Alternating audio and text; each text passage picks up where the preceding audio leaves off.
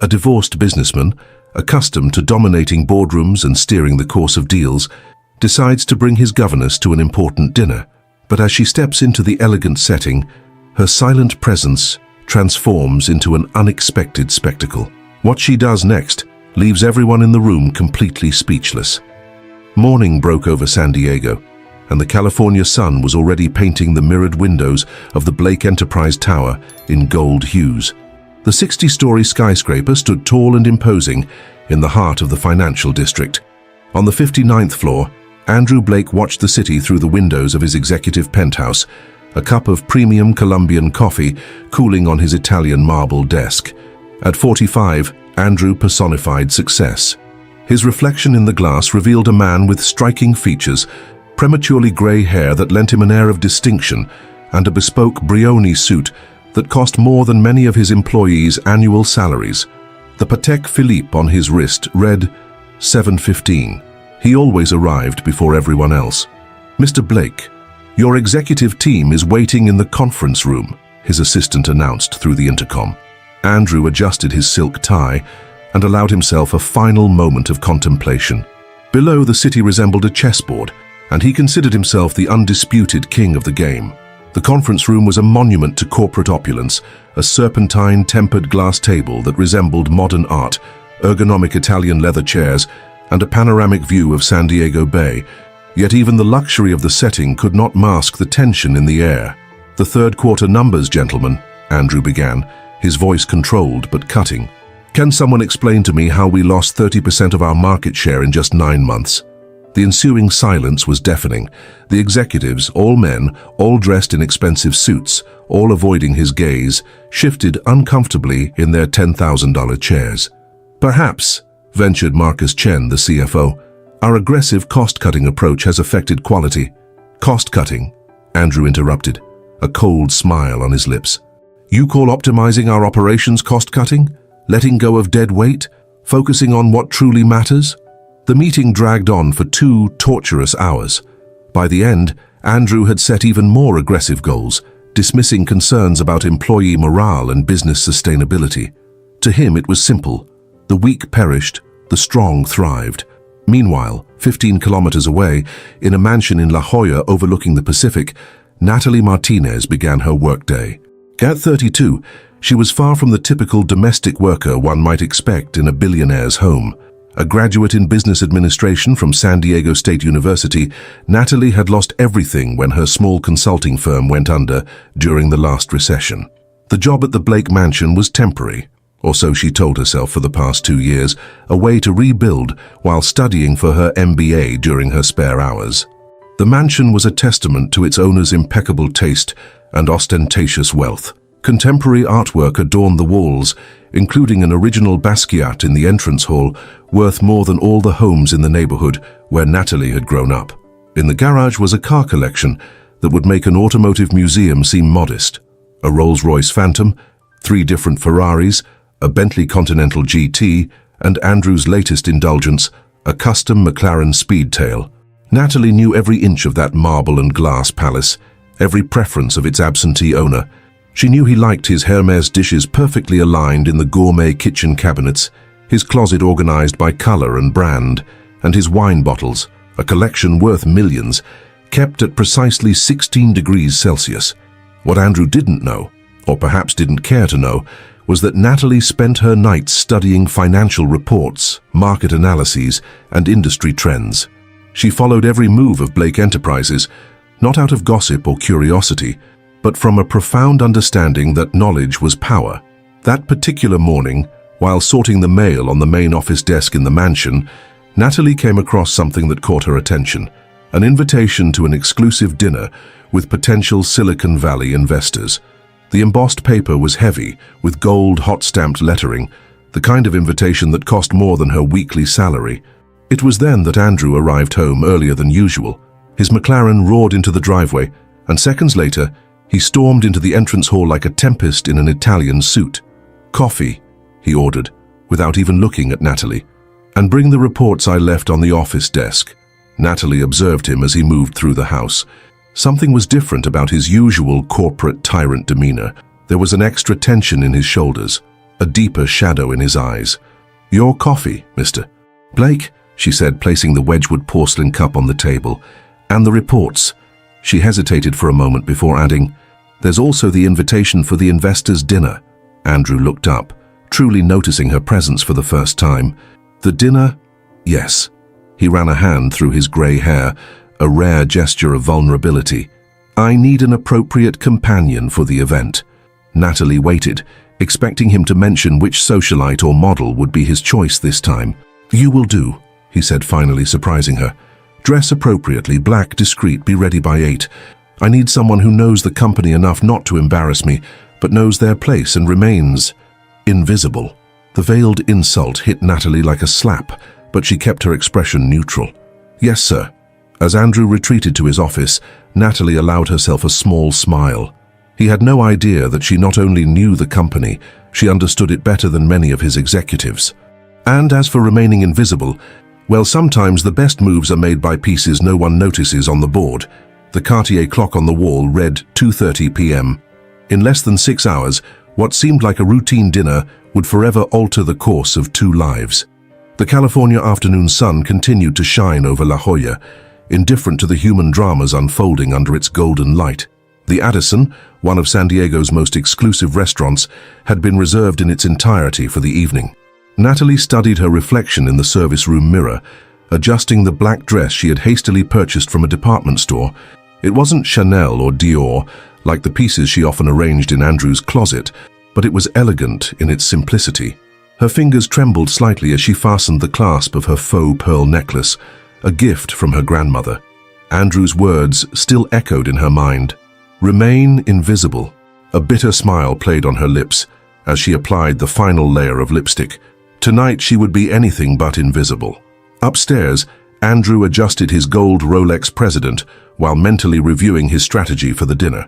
Blake Enterprises desperately needed an injection of capital, but he refused to show any signs of weakness. Silicon Valley investors were like sharks. At the first scent of blood, they would attack. "Your car is ready, Mr. Blake," Natalie announced from the doorway, her voice professional and composed. Andrew turned to reply and hesitated for a fraction of a second. There was something different about her bearing, a dignity he had never noticed before. He dismissed the thought quickly. "Let's go over the protocols," he said, his voice assuming the didactic tone he reserved for subordinates. "You don't speak unless directly addressed. Don't offer opinions on business matters. If anyone asks, you're my executive assistant. I don't want to explain why I brought my housekeeper." Every word was a small dagger, but Natalie kept her expression neutral. "Understood perfectly, Mr. Blake." What he didn't know was that she had spent the entire afternoon studying the company's latest financial reports and researching every investor who would be attending. The ride to the Addison was conducted in icy silence. The Rolls-Royce Phantom glided smoothly through the streets of La Jolla, its leather-scented interior a bubble of luxury sealed off from the outside world. Natalie gazed at the passing landscape through the tinted windows, her mind racing with analyses and statistics. The restaurant was a masterpiece of architecture and design. Baccarat crystal chandeliers cast golden light over tables made of rare wood, while sommeliers moved discreetly among the guests with bottles of wine that cost more than an average car. Andrew Blake, the resonant voice of James Lewis, one of Silicon Valley's most respected investors, echoed across the room. "And who is this lovely companion?" "Natalie Martinez, my assistant," Andrew replied automatically, already moving to greet the other guests. The dinner began with a symphony of dishes crafted by the Michelin-starred chef. As a sequence of delicacies was served, beluga caviar, seared scallops, A5 Wagyu beef, the conversation flowed over safe topics. San Diego's real estate market, the latest opera season, and a guest's new car collection. It was during the main course that the discussion finally turned to business. Andrew began his carefully rehearsed presentation on Blake Enterprises, painting a picture of opportunity and growth that cleverly masked the underlying issues. "Interesting," remarked Sarah Chen, an investor renowned for her sharp insights. "But I'm concerned about the high employee turnover in the past year. I read that you lost 40% of your development team." "Optimization," Andrew responded smoothly. "Sometimes you have to prune the weak branches for the tree to grow stronger." It was at that moment that Natalie, who had remained a silent observer until then, could no longer hold back. "Excuse me," Her voice was calm but firm. "But perhaps we could consider a different perspective on human capital." The silence that followed was deafening. Andrew froze with his glass of Chateau Lafite halfway to his mouth, his eyes shooting daggers in Natalie's direction. But she continued, her voice growing stronger. "The true strength of a company lies not only in its numbers, but in its ability to innovate and adapt. And that comes from its people. I've analyzed Blake Enterprises' data from the past 5 years." For 45 minutes, Natalie presented a detailed analysis that left everyone at the table captivated. She spoke about how high turnover was directly correlated with a decline in innovation, how cuts to training programs had affected product quality, and how investments in human capital could yield exponential returns. "But most importantly," she concluded, "we have a unique opportunity to redefine what it means to be a tech company in the 21st century, not just profitable, but truly transformative." James Lewis was the first to break the ensuing silence. "Impressive, Ms. Martinez. Very impressive indeed." The rest of the dinner passed in a blur of animated discussions, with the investors clearly more interested in Natalie's ideas than Andrew's original plans. He remained deadly silent, his face a mask of civility, barely concealing his rising fury. The drive back to the mansion was even quieter than the trip to the restaurant. When the Rolls-Royce finally stopped in the garage, Andrew spoke, his voice sharp as ice. "My office, now." The office, with its mahogany-paneled walls and spectacular view of the Pacific, had always been Andrew's sanctuary. Now it felt more like an execution chamber. "Do you have any idea what you just did?" he asked, each word dripping with venom. "Yes," Natalie replied simply. "I showed the investors the true potential of the company." "You humiliated me," Andrew exploded. "A housekeeper presuming to give lessons on business management. Who do you think you are?" "Someone who cares about more than just numbers on a spreadsheet," Natalie said, her voice trembling slightly but steady. "Someone who sees the wasted potential, not just in the company but in you as well." Andrew recoiled as if she had slapped him. "You're fired," he said coldly. "I want you out of this house within an hour." Natalie nodded slowly. "As you wish, Mr. Blake." She turned to leave but paused at the door. "Do you know what the real tragedy is? It's not that you're throwing away a housekeeper. It's that you're so blinded by your own ego that you can't see you're destroying everything you've built." As Natalie went upstairs to pack her things, her phone buzzed. It was an email from James Lewis requesting a private meeting the following day. She smiled, a sad but determined smile. Sometimes, she thought, you have to lose everything to gain something far greater. An hour later, Natalie walked out of the Blake mansion for the last time, a small suitcase containing her belongings in one hand and her MBA diploma in the other. The night guard, who had always been kind to her, offered to call an Uber. "That won't be necessary, George," she said calmly. "Sometimes we need to walk alone to discover our true strength." As she walked down the moonlit street, Andrew watched from his third-floor window, a glass of 50-year-old scotch in his hand. Something unsettling gnawed at him, a feeling he couldn't name. Perhaps it was the first time in years that someone had dared to challenge him so directly. Or perhaps deep down he knew Natalie was right. What neither of them knew that night was that the universe had far bigger plans for both of them. The dinner at the Addison had not just been a breaking point. It had been the catalyst for a transformation that would affect not only their lives, but the lives of hundreds connected to Blake Enterprises. James Lewis, sitting in his suite at the Fairmont Grand Del Mar, reviewed his notes from the dinner with a satisfied smile. In more than 2 decades in Silicon Valley, he had rarely encountered someone with the unique combination of strategic vision and social awareness that Natalie had demonstrated. His instincts told him he had found not just a promising investment, but a leader capable of revolutionizing an entire industry. As night settled over San Diego, 3 people remained awake, each contemplating the future from a different perspective. Natalie, in her modest downtown apartment, planning her next move. Andrew in his solitary mansion, wrestling with doubts he had never allowed to surface before. And James Lewis, envisioning possibilities that could reshape the West Coast business landscape forever. The La Valencia Hotel was an oasis of Mediterranean elegance in the heart of La Jolla. Natalie crossed the lobby adorned with vintage Spanish tiles, her heels clicking softly against the marble floor. 24 hours ago, she had been organizing the Blake mansion. Now she was on her way to a meeting that would change her life. James Lewis awaited her on the private terrace, a table for two already set with an elaborate brunch. The businessman rose to greet her, his warm smile contrasting with the formality of the setting. "Ms. Martinez," he gestured to the chair. "Or may I call you Natalie?" "Natalie, please," she replied, sitting with the same dignity she had displayed at the previous night's dinner. "Excellent. Natalie, I'll get straight to the point," Lewis said, taking a sip of his coffee before continuing. "I'm launching a new venture, a company that combines technology with social impact. After your presentation last night, I can't think of anyone better to lead this project." Natalie's eyes widened slightly, but she maintained her composure. "That's unexpected. It's a $50 million opportunity," Lewis continued.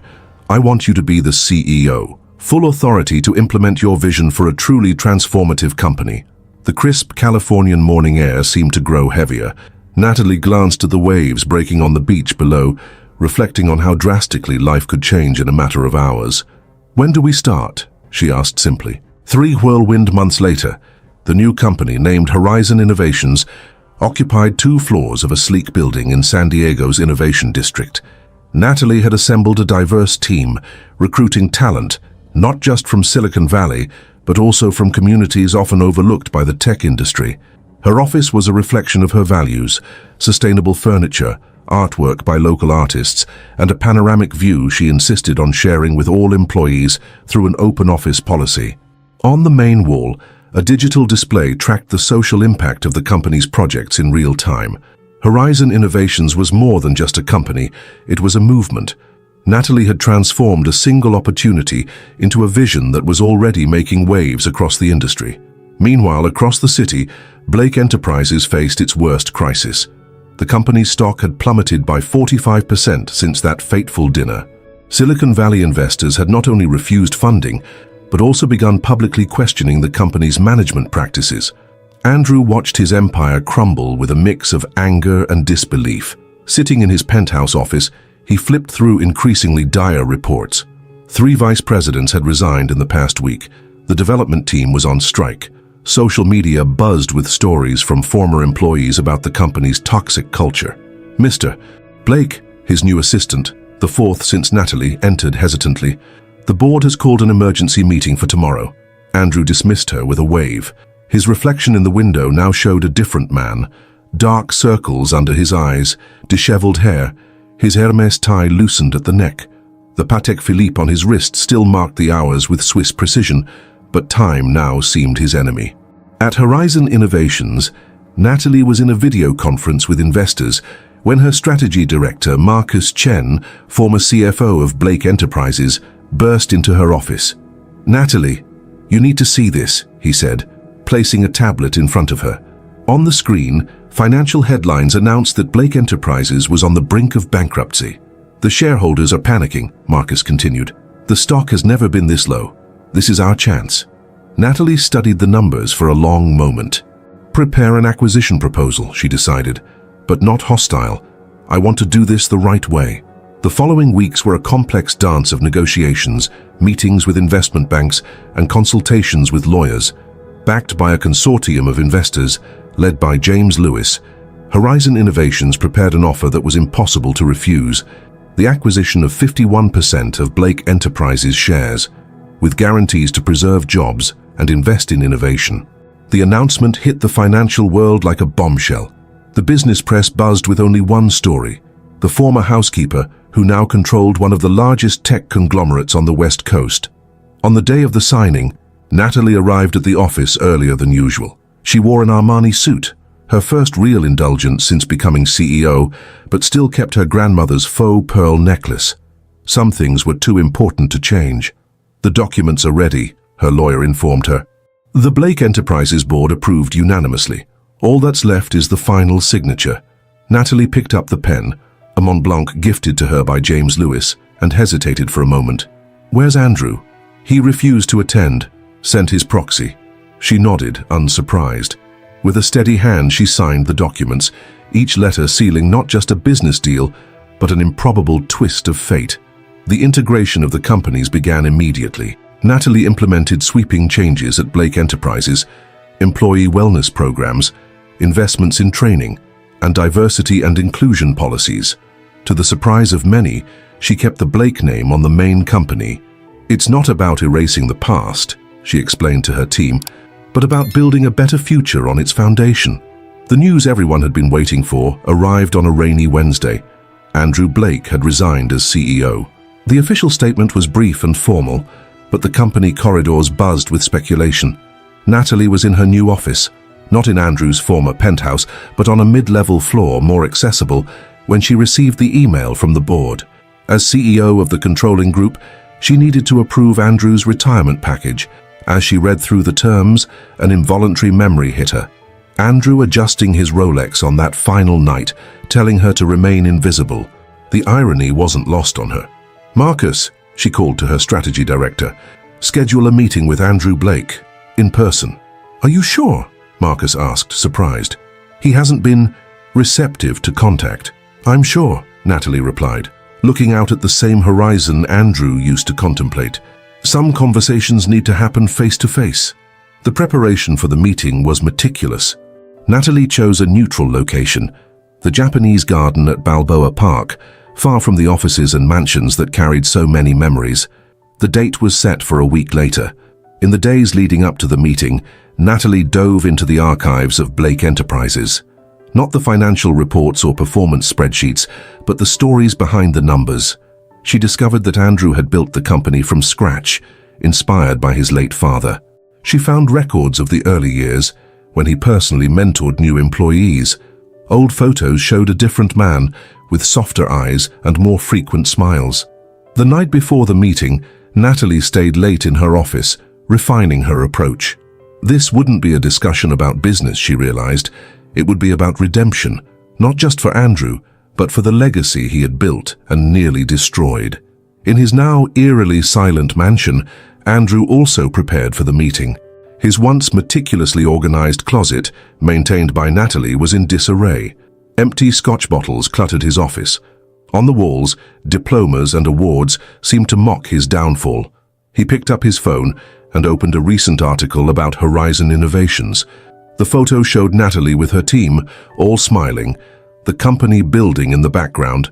The numbers didn't lie. In just 6 months, she had built something he had taken decades to achieve. The sun began to rise over San Diego, painting the sky in shades of pink and gold. In a few hours, two worlds would collide once again. But this time the cards were in different hands, and the game would follow new rules. The specialized media couldn't stop speculating about the imminent meeting. The Wall Street Journal had published an extensive piece on Blake Enterprises' transformation under its new leadership. Forbes was preparing a cover story featuring Natalie, highlighting her improbable journey from domestic service to commanding a tech empire. At Horizon Innovations, Natalie's team worked tirelessly on the final preparations for the full operational merger. Sarah Chen, who had attended that fateful dinner and now served as Director of Innovation, coordinated the integration of the development teams. "It's incredible how the culture has shifted in such a short time," Sarah remarked during a status meeting. "The Blake employees finally feel valued. Productivity has increased by 60% in the last quarter." James Lewis, closely monitoring everything, couldn't have been more pleased with his investment. Horizon Innovations was not only reshaping the tech market, but setting new standards for ethical and sustainable corporate management. "You've created something extraordinary here, Natalie," he said during a video call. "But tomorrow will be your biggest test. Andrew Blake isn't known for accepting defeat gracefully." Natalie knew this better than anyone. Over the past few weeks, she had received detailed reports about Andrew's erratic behavior. He had been spotted wandering the empty halls of his mansion, refusing visits from even his closest allies. His once pristine Rolls-Royce now collected dust in the garage. On a whim, Natalie decided to make one last visit to her former workplace. She drove her Tesla Model S, both a concession to her new position and a nod to her commitment to sustainability, to La Jolla. The Blake mansion, once a symbol of power and opulence, looked strangely melancholic in the twilight. George, the night guard, smiled when he recognized her. "Ms. Martinez, or should I say, Madam CEO?" he teased as he opened the gate. "Natalie will do just fine, George," she smiled. "How are things around here?" The old guard hesitated. "Different. Mr. Blake, he's changed a lot. Spends his nights in the office talking to himself sometimes. Yesterday, I found all his awards piled in the trash. Natalie thanked him for the update and returned to her car, more determined than ever for the meeting the next day. This wasn't about a corporate victory or personal vindication anymore. It was about saving someone from himself. In her downtown penthouse, Natalie spent the night reviewing not just business strategies, but also old photos and clippings about the history of Blake Enterprises. In a 1995 magazine, she found an interview with Andrew shortly after his father's death. His words were strikingly different from the man she had come to know. A company isn't just about numbers and assets. It's about people, dreams, and purpose. The contrast with the man he had become was stark. Somewhere along the way, Andrew had lost himself. Tomorrow would be her chance to help him find his way back. Natalie fell asleep in her new penthouse, the sound of Pacific waves lulling her into dreams.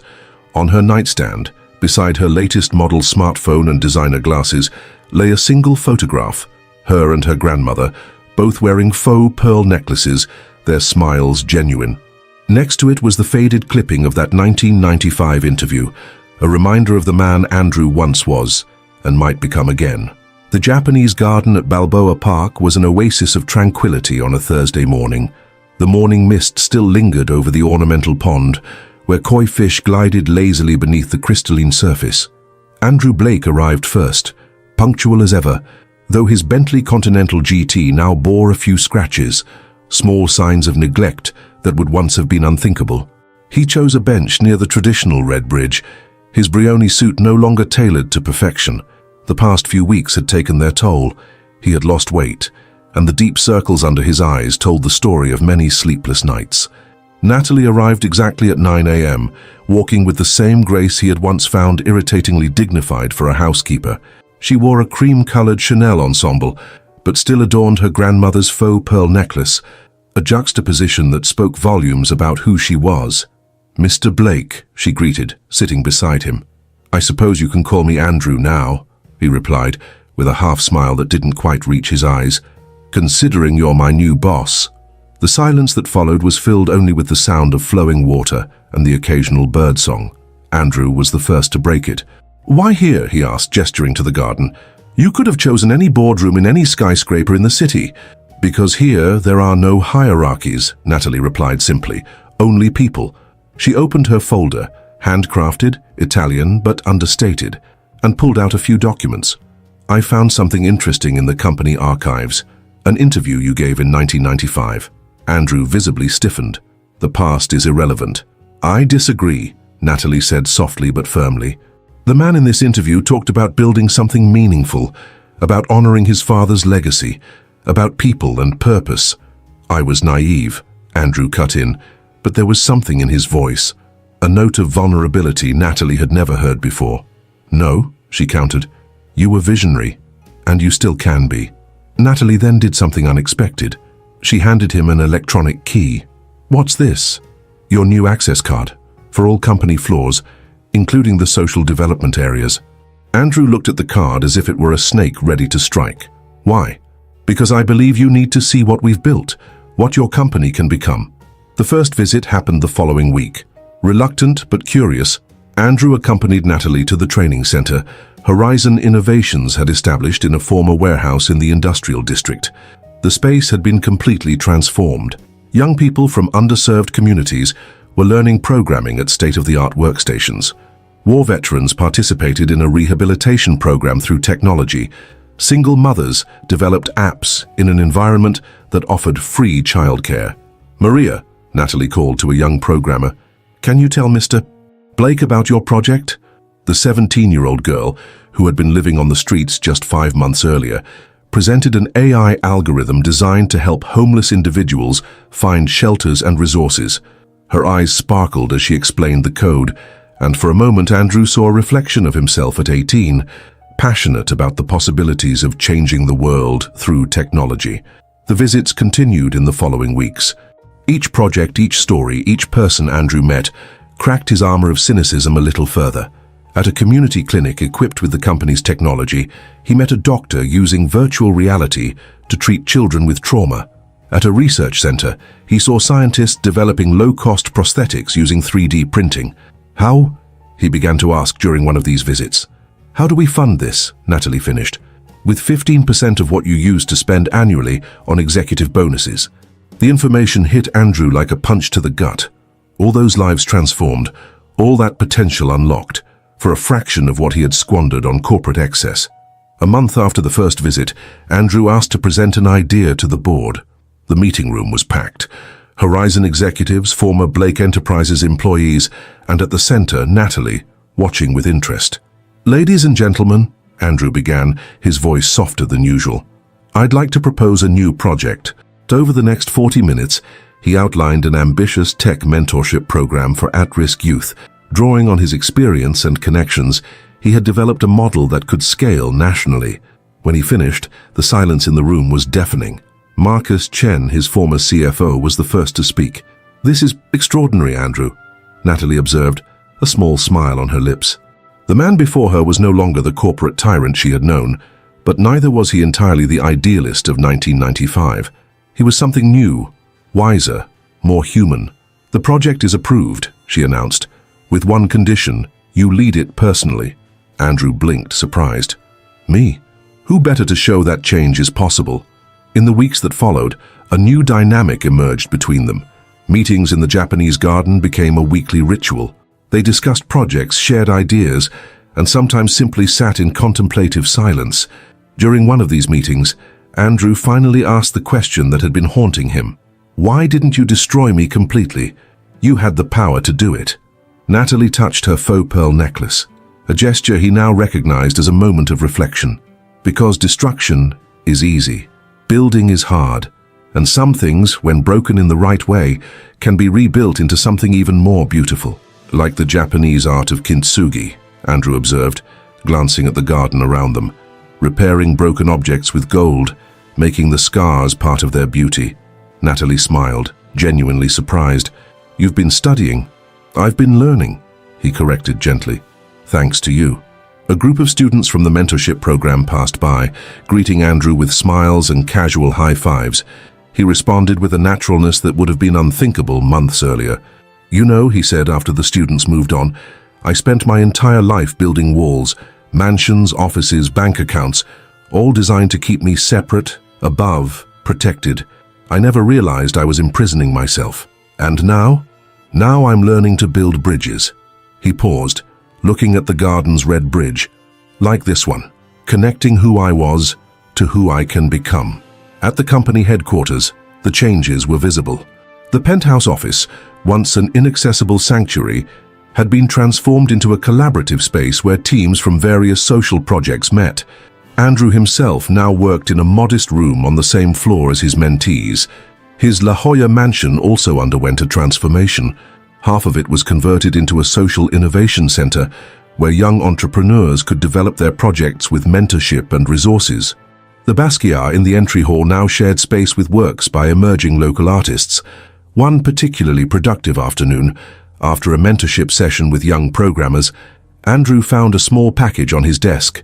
Inside was a single real pearl, accompanied by a note in Natalie's elegant handwriting, "For your own kintsugi collection, because sometimes it takes something genuine to remind us of the value of what's authentic, even if it's imperfect."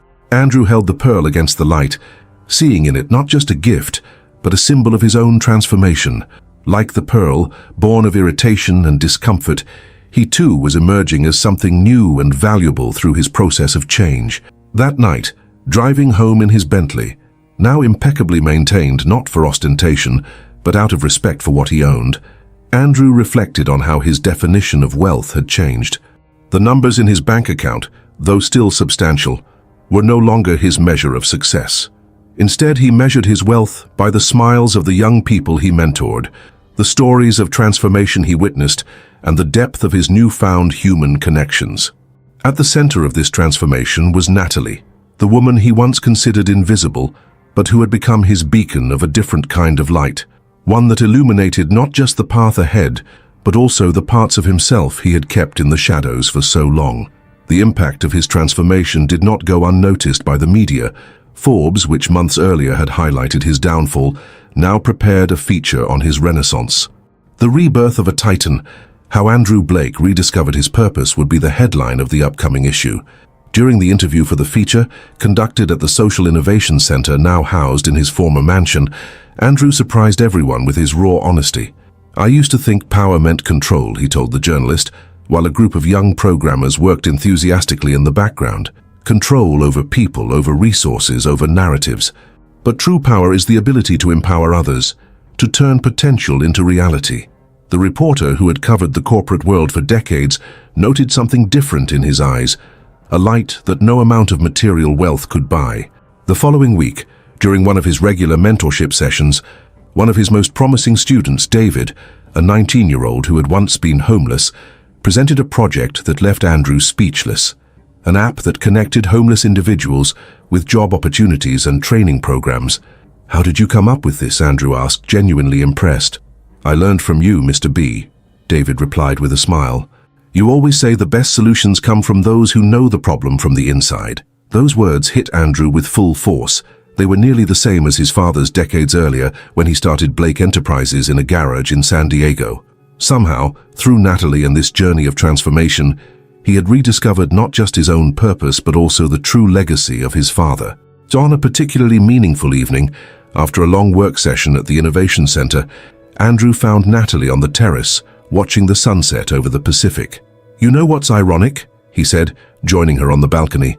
"I spent years collecting luxury cars, rare watches, expensive art, trying to fill a void that only grew larger. And now, Natalie prompted when he paused.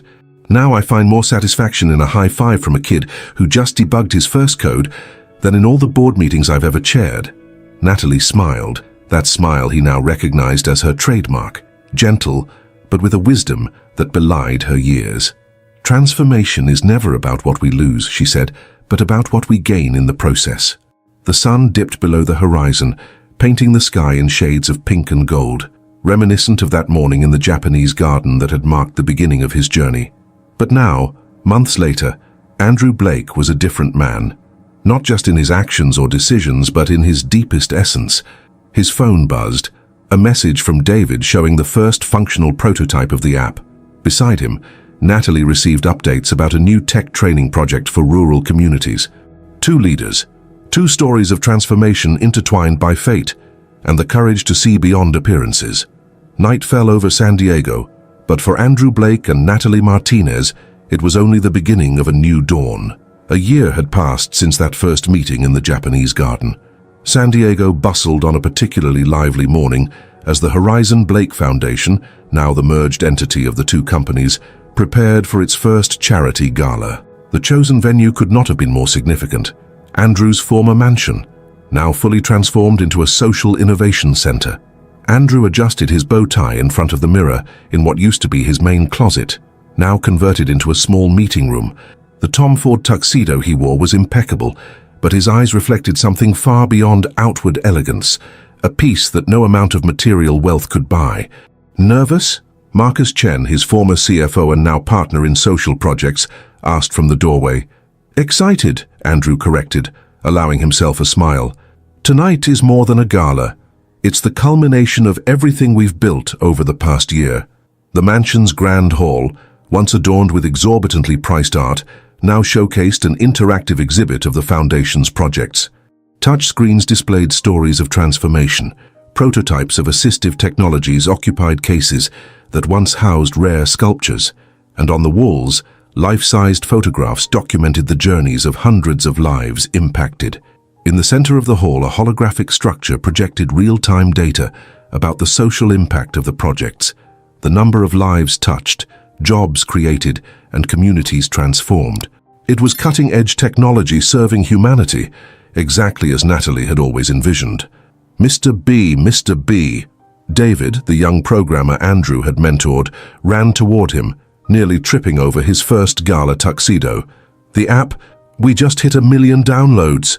Andrew hugged the young man, not caring about the wrinkles it might cause in his tuxedo. "That's incredible, David. How many people have found jobs through the platform?" "Over 10,000, David replied, his eyes shining. "And this is just the beginning." As guests began arriving, a unique mix of Silicon Valley executives, community leaders, former homeless individuals turned entrepreneurs and young programmers, Andrew couldn't help but scan the crowd for Natalie.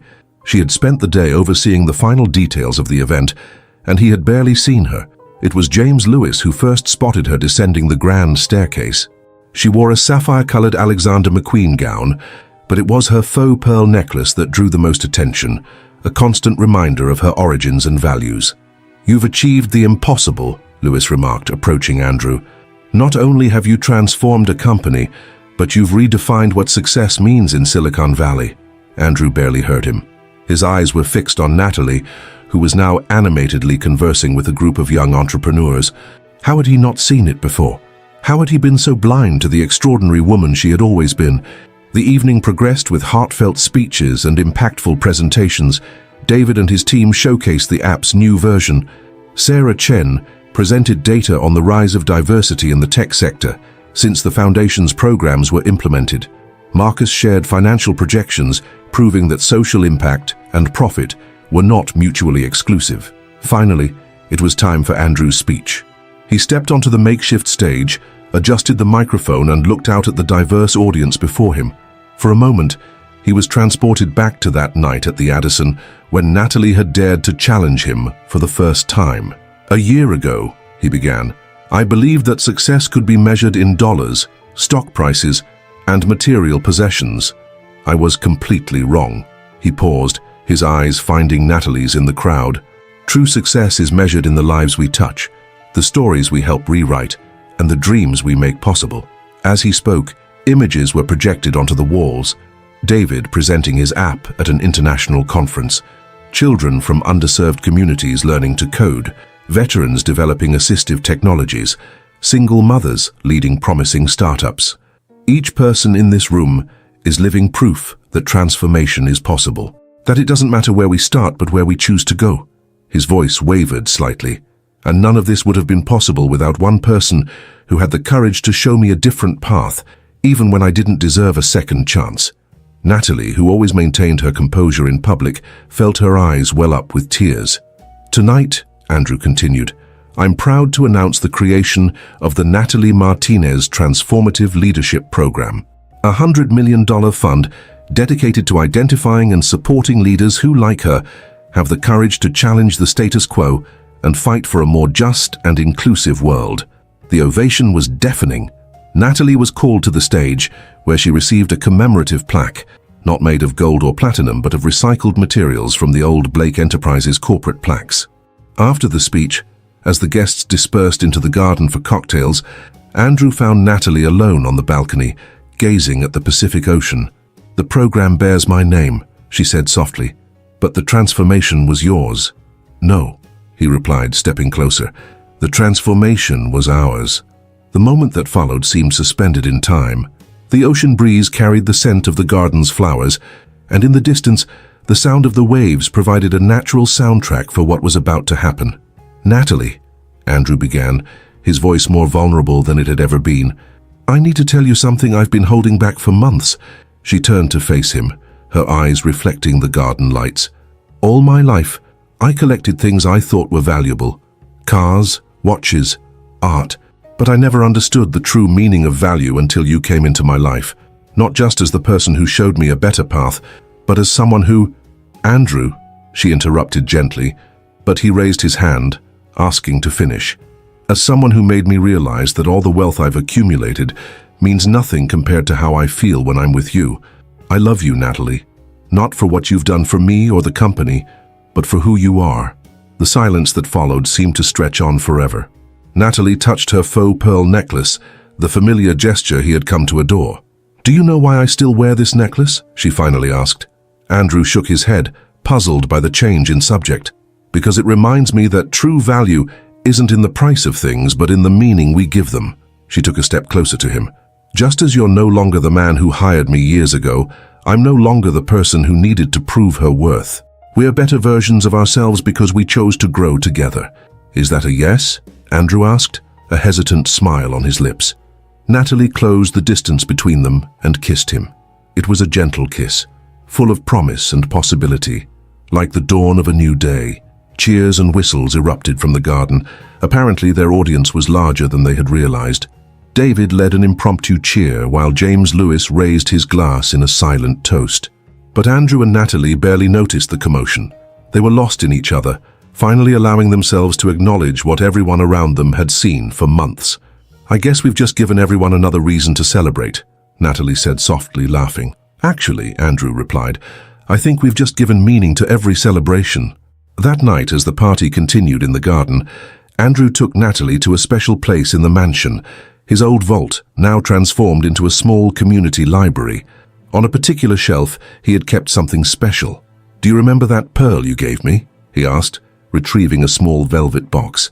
Natalie nodded. "I turned it into something new." He opened the box to reveal a delicate ring, where the real pearl was surrounded by tiny faux pearls, all connected by golden threads in the kintsugi style. "It's a reminder," he explained, "that the most beautiful love stories are made of truth and authenticity, of breaks and repairs, of transformation and growth."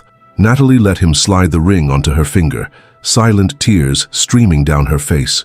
"It's perfect," she whispered, "because it's imperfect." From the garden came the sounds of laughter and music, of dreams being shared and futures being planned. The old mansion, once a monument to material wealth, now pulsed with something far more valuable: hope. Andrew and Natalie stayed embraced in the library, their hearts beating in unison with gratitude and promise. They had started as employer and employee, turned into rivals, evolved into partners, and now, finally, found each other as soulmates.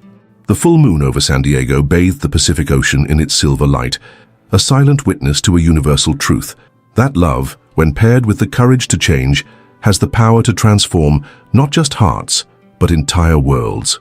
The next morning, the leading technology and business publications couldn't talk about anything else.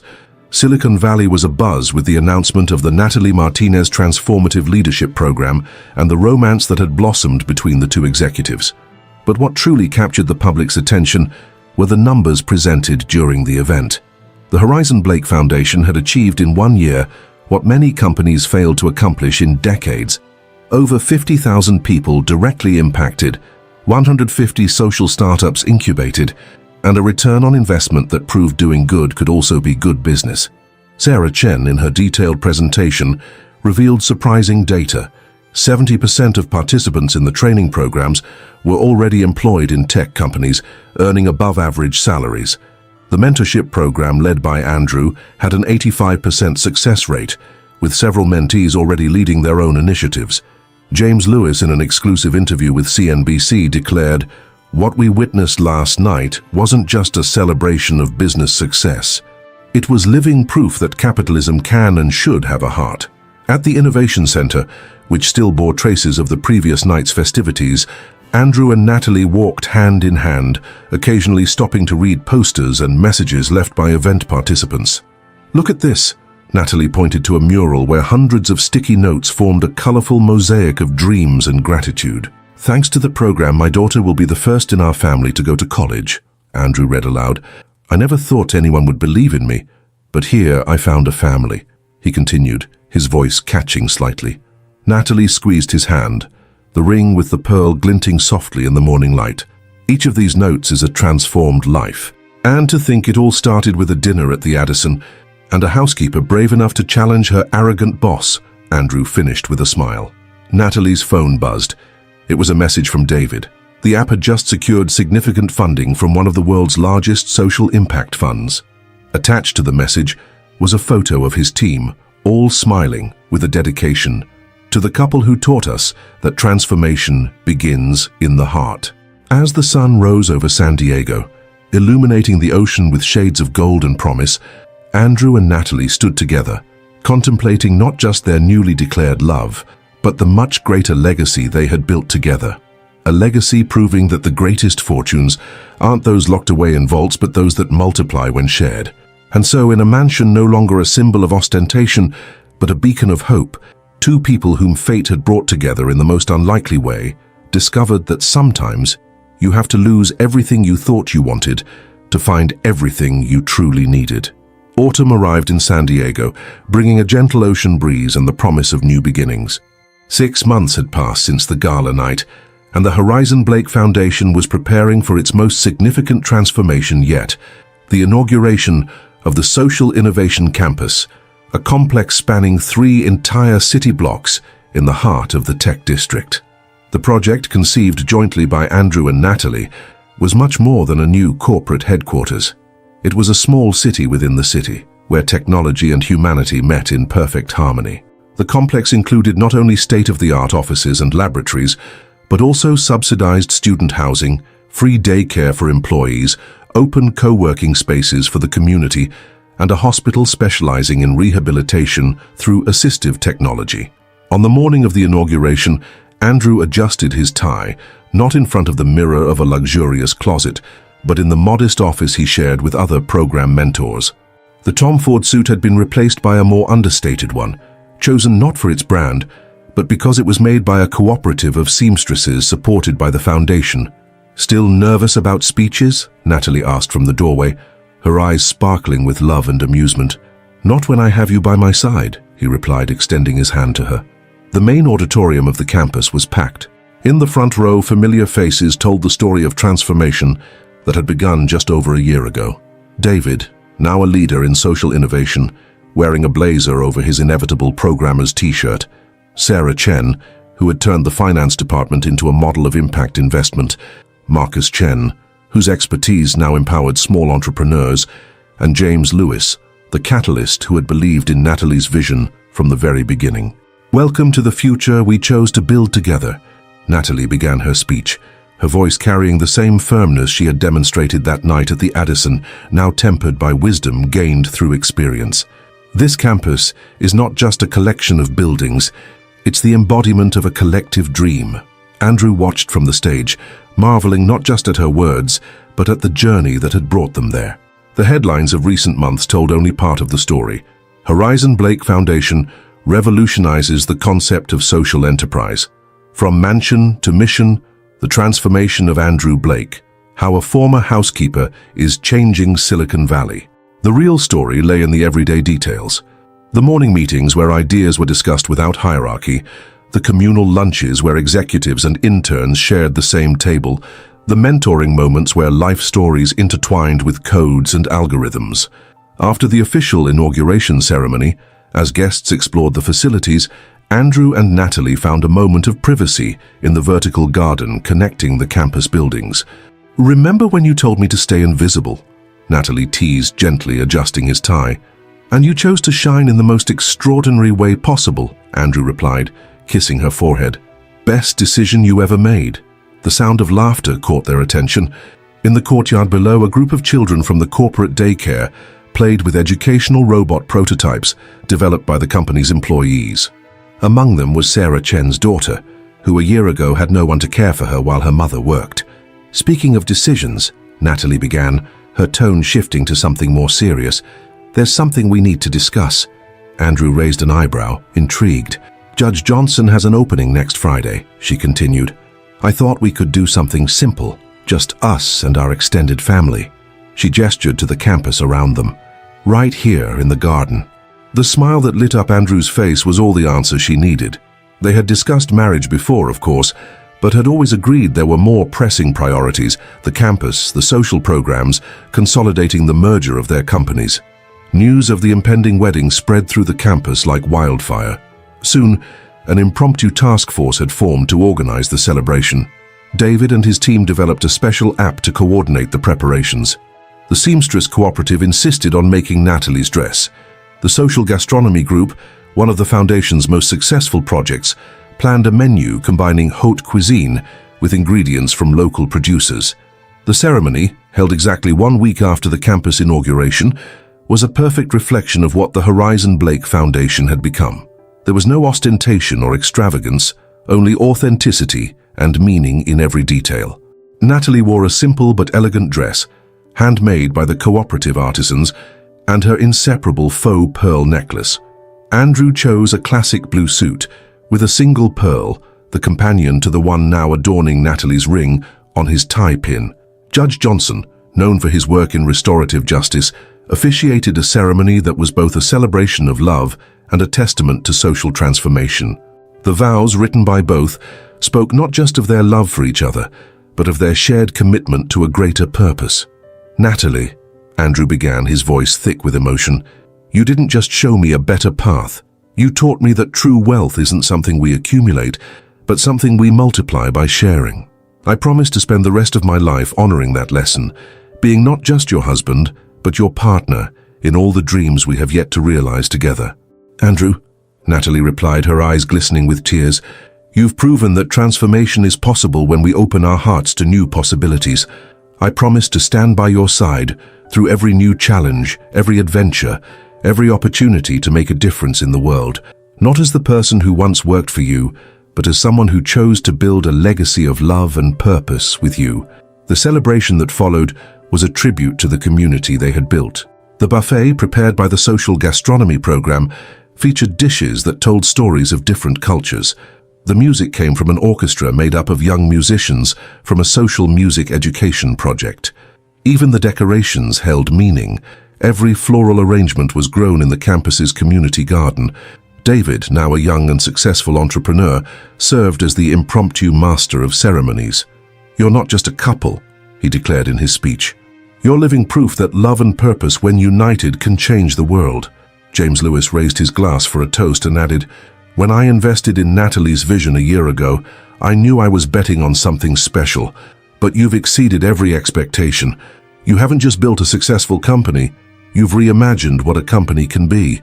As the evening wore on, Andrew and Natalie danced under the stars of San Diego, surrounded by their chosen family, employees, mentors, mentees, all united by a shared vision of a better world.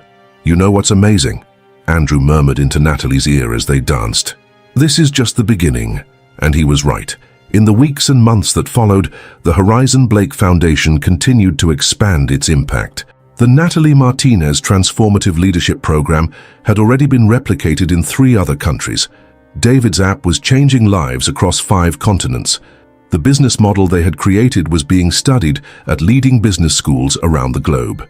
But perhaps the greatest transformation was the most subtle, the way their example inspired other business leaders to rethink their priorities. Across Silicon Valley, a new kind of success was emerging, one measured not just in market values and funding rounds, but in lives transformed and communities strengthened. A year after that dinner at the Addison, the old Blake mansion had become a symbol of this new era. The luxury cars in the garage had been replaced by a fleet of shared electric vehicles. The vault that once held rare watches now housed a community library. And on the walls where million-dollar artworks once hung, there were now photographs of people whose lives had been touched by the foundation. In their shared office on campus, Andrew and Natalie worked side by side, their wedding rings glinting under the Californian sunlight. The empire they had built was not made of marble and glass, but of dreams realized and lives transformed. And that, they discovered, was the greatest wealth anyone could ever wish for. 5 years had passed since the inauguration of the Social Innovation Campus in San Diego. On a sunny spring morning, Andrew and Natalie Blake walked hand in hand through the bustling corridors of the now expanded complex, which spanned 5 city blocks. The glass walls reflected not just sunlight, but the glow of thousands of realized dreams. The couple stopped in front of the digital mural in the main atrium, where real-time statistics told the story of their legacy. Over 500,000 lives directly impacted, 1,500 social startups incubated, a presence in 25 countries. But the numbers were only the surface of a much deeper transformation. Ms. Natalie, Mr. Andrew, a familiar voice called out. It was Maria, the young programmer who had presented her first algorithm to Andrew years ago. Now she led the Foundation's assistive technology department, having revolutionized how people with disabilities interacted with technology. We just got confirmation, Maria announced, beaming. The UN wants to implement our tech training program in refugee camps.